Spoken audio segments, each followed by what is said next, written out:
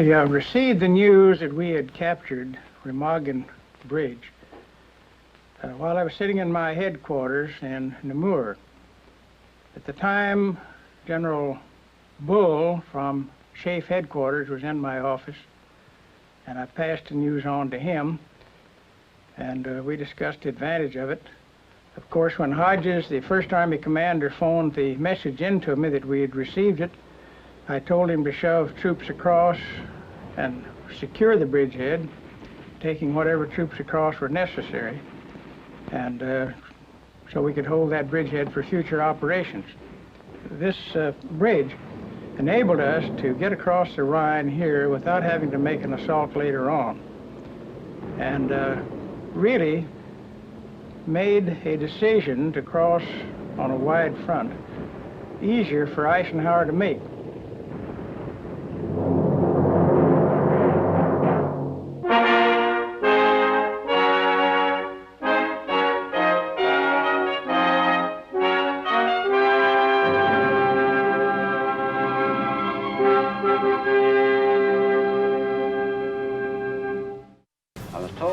Time that we were going to attempt a crossing of the bridge with our tanks. It was not known if the strength of the bridge was sufficient to hold a tank, but the infantry needed armored support on the other side, and we had to make an effort to get our tanks over there.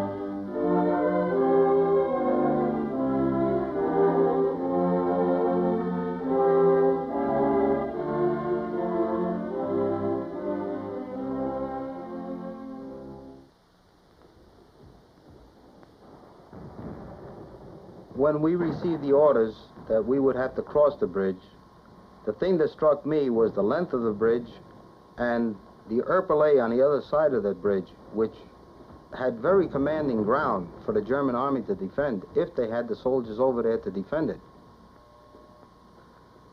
As to my men, I believe I had the best men in the army and the best fighting platoon within the army at that time. We go to heaven for each other. From our position on the west bank of the Rhine, we could see considerable enemy activity across the river in the little town of Erpel. A very pretty little town, but it was set on the side of a mountain or a cliff. It did not lend itself very well to an attack. If we should move into that area, the enemy would have quite an advantage overlooking our position. However, since we were there to cover the crossing of the infantry, we did pick out numerous targets of opportunity, as we call them, and opened fire and fired across the river to assist the infantry in crossing the bridge.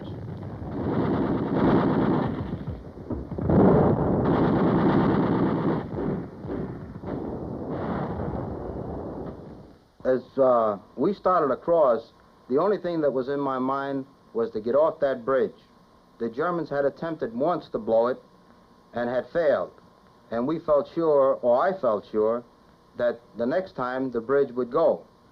I turned around and continued the attack. Right in front of us, as you get off the bridge, there's the tunnel, the railroad tunnel. Sergeant Krebs and I advanced towards it, and then we each took a hand grenade and threw it into the tunnel.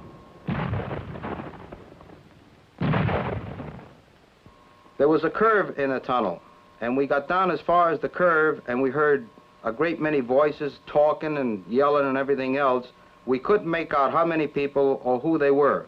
We didn't know whether it was German soldiers or whether they were German civilians. However, we couldn't take a chance, so we threw a couple more grenades and fired a couple more shots.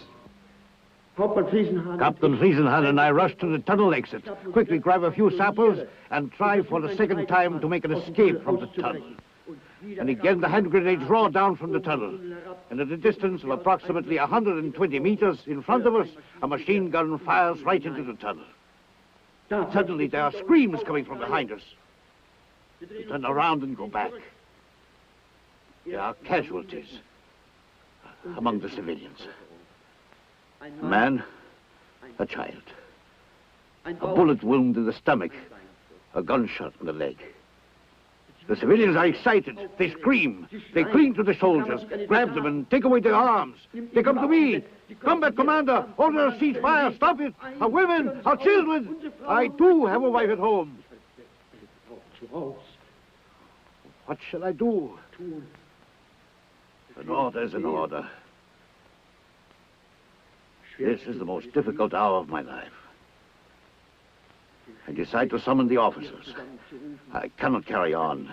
I tell them, according to the Führer's orders, if an officer is no longer in a position to continue combat, he will have to pass on command. And whoever takes over will continue combat. And every officer has to take orders from him, down to the lowest rank soldier. Gentlemen, I have an announcement. Which one of you is willing to carry on the battle? I see silence. No one volunteers. Gentlemen, in that case, I'm obliged to pass on the command to the unit. Then I happen to look toward the tunnel exit. Civilians have hoisted the white flag. And they're leaving the tunnel together with the soldiers. It's impossible to go on fighting now. Gentlemen, the white flag has been hoisted without our consent. We are still subject to the regulations of the Geneva Convention. If we continue to fight, we will give the enemy the right to demolish everything. And all these women and children, we will be morally responsible for them. I therefore order a ceasefire. Destroy your weapons, and we will be the last ones to leave the tunnel.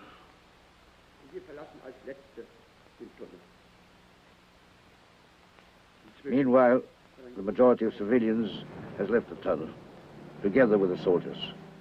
We 5 officers who are still in the tunnel, we are now leaving the tunnel too. The last ones to go are Captain Friesenhahn and I. We became prisoners of war of the Americans.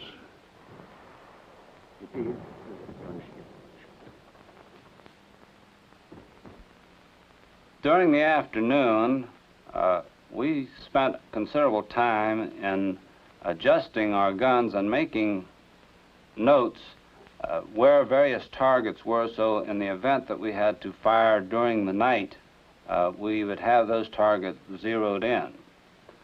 However, when nighttime came, I was called into a meeting of the officers by our combat commander to be briefed on what our next action would be. I was told at that time that we were going to attempt a crossing of the bridge with our tanks.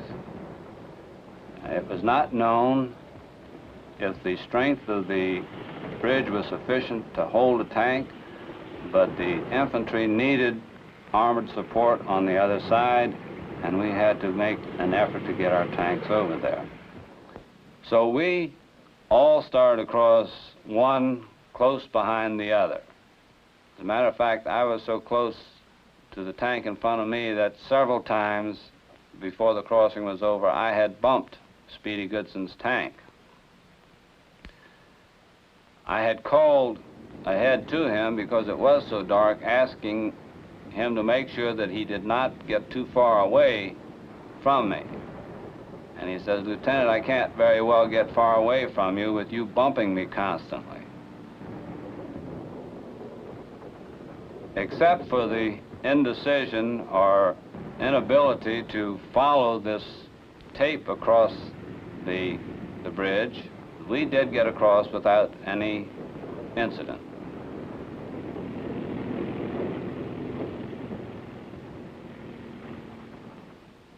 The Americans got 5 tanks and about 120 infantrymen across the Remagen Bridge, a pretty thin force to hold a strategic point like that.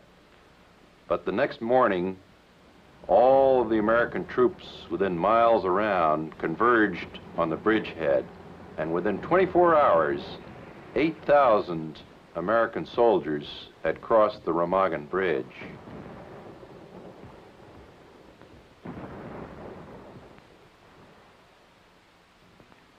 We established a CP just across from the bridge on the east side, just north of the bridge, about 200 yards. This CP was in what had been the burgomaster's house at Erpel. The sign was still on the gate post. There was hole through the upstairs where several shells had passed through, and we moved into the basement, where we found a supply of wine and beef, which we used while we were living in that place. My only souvenir of this attack is the sign which was taken off of the gatepost of the burgomaster's house. This was the first command post of the Allied forces on the east bank of the Rhine. It was from this command post in the cellar of the burgomaster's house at Erpel that we commanded the development of the initial bridgehead across the Rhine River.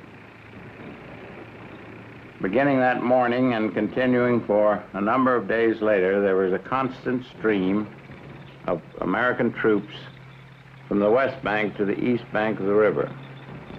As soon as we could, we threw 4 divisions across on the east side of the Rhine to form a bridgehead. The Germans countered by throwing 11 German divisions against us to try to push us back or at least contain us. Fortunately for us, those were divisions that had been fighting in the Bulge and the Ardennes and were very much reduced in strength and effectiveness. One of the divisions, for example, they threw against us was the 2nd Panzer Division, which had been badly chewed up and suffered terrific casualties. Another was the 5th Airborne German Division, which had also suffered terrific casualties. So even with 11 divisions thrown against our 4, they were not able to drive us back across the river. In fact, we could expand almost at will against them, and we gave orders to the 1st Division, to the 1st Army, to have those divisions expand advance about 1,000 yards a day so that they would not be mined in and therefore would be able to break out when the time came. The capture of the Remagen Bridge was of the utmost significance to the future operations, as from the beginning our plans had called for the complete isolation and capture of the Ruhr so as to deprive Germany of that great arsenal manufacture. Well, now, by getting across to the south of the Ruhr at Remagen, and then waiting for the big push to the north of the Ruhr, we made it possible to surround the whole area much more rapidly and much more securely than had we attacked only at one place. Hitler was hopping mad when the news of Remagen reached Berlin. He immediately demanded the heads of those who had been responsible for this treason. He set up a drumhead court-martial headed by a confirmed Nazi, General Hübner. The court-martial left Berlin on the 10th of March, 3 days after Remagen was captured. It included 3 officers, none of whom had any training in military justice. They allowed no defense counsel for the accused. 3 majors and 1 lieutenant were dragged before the court-martial, harangued, and sentenced within an hour.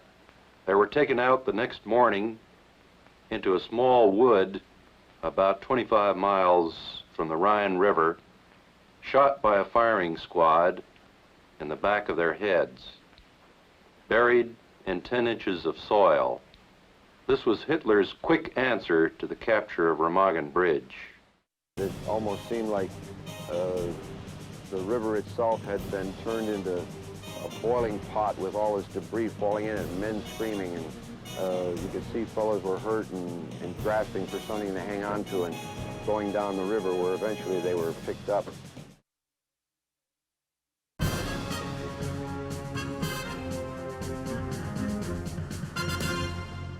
For a period of about 7 days, my unit, the Combat Engineer Battalion, worked hand in hand with a bridge construction outfit that was more or less in charge of erecting the dismembered pieces of iron and steel that were the upper part of the bridge. Ours was mainly the job of the flooring of the bridge. This was a railroad bridge, by the way.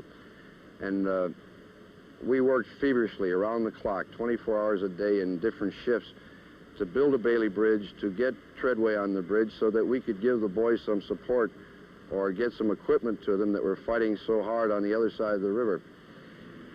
During this time, there was constantly periods where enemy aircraft was coming in, strafing the bridge, dropping bombs, trying to knock this bridge out. There was artillery fire. We stopped periodically to get under cover for these. One time I remember, rather stupid of me, enemy aircraft came over, and as it did, I tried to find something to hide under, and it was the Bailey Bridge that we were constructing. And after the strafing was over, I realized that this is probably the worst place that I could have been, because if that bridge had been hit, I'd have been caught or trapped underneath there. But these are the things that you remember afterwards, at any rate. This was a constant turmoil. It was men racing against time, that we needed help for those fellows over there, and we were working real hard, equipment flying all over the place. In addition to our job as engineers on this bridge, the 276 also took its part in the security measures.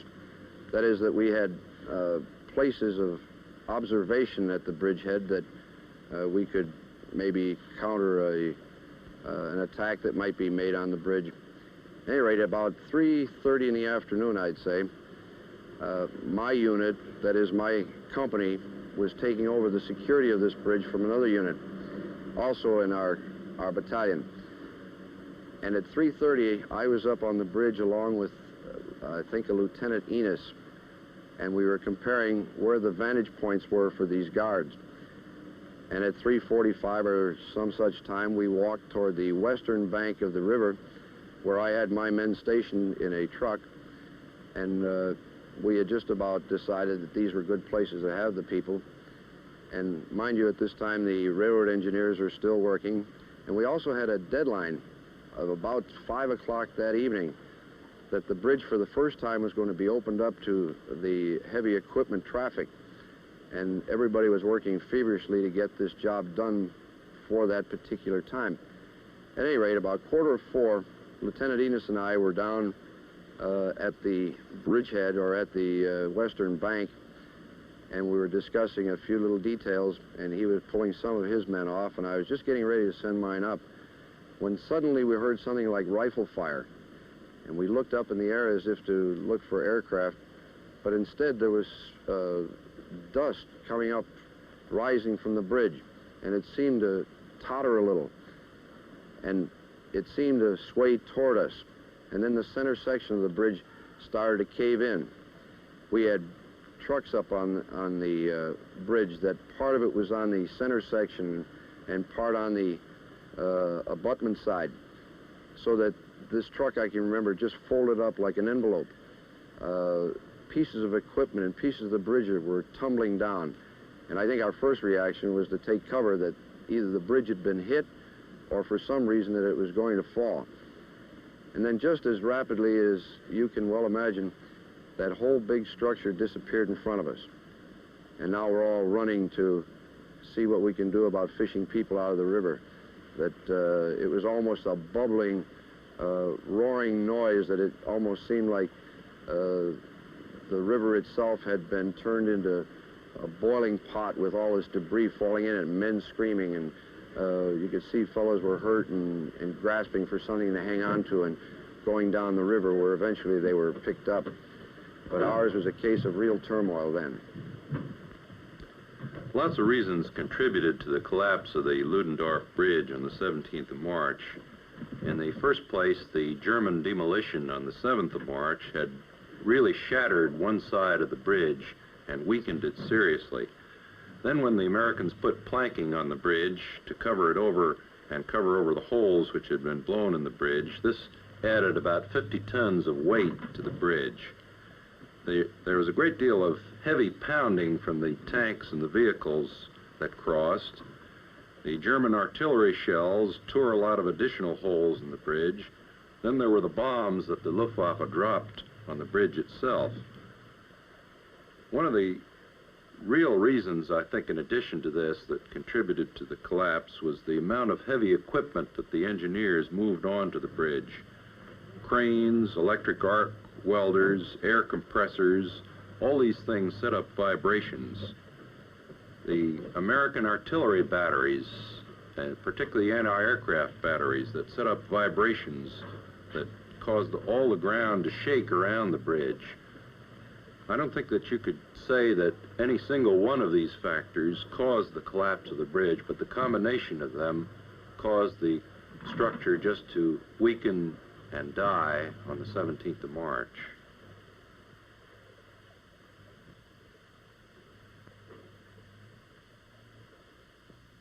The action of the people actually at the scene of the capture was beyond praise.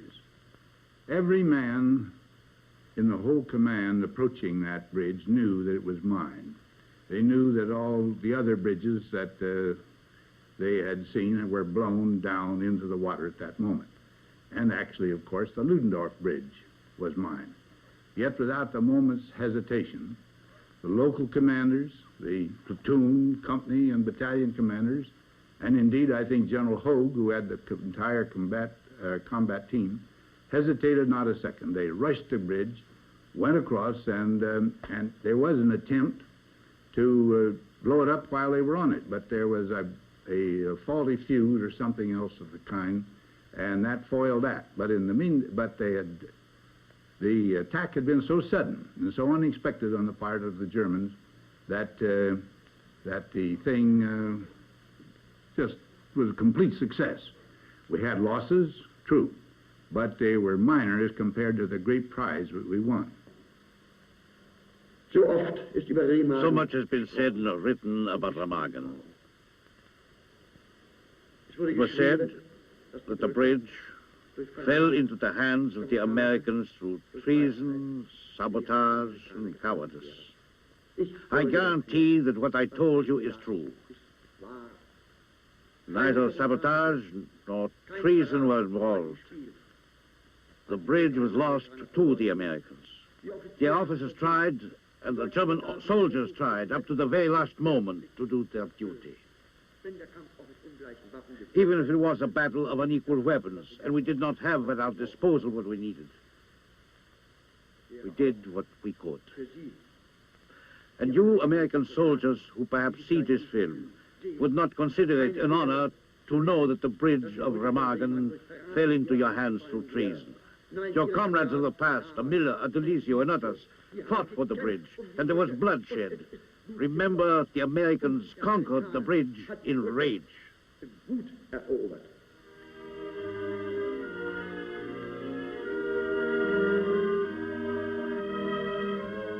Well, to us at the time, it was just another job. It was an objective that had to be taken, and we went ahead and took it to the best of our ability. No one, I don't believe, thought it was of great significance at the time. At least, we'll say, at our level anyway. Maybe the higher-ups figured it had importance, but to us, it was just a job that had to be done, and we done it. Captain Karl Friesenhahn, when I interviewed him right after the war, asked what awards the first Americans had received for crossing the bridge. And when I told him they had received Distinguished Service Crosses, he responded They deserved them and then some. They saw us trying to blow up that bridge, and by all odds, it should have been blown up while they were crossing it. In my mind, they were the greatest heroes in the whole war.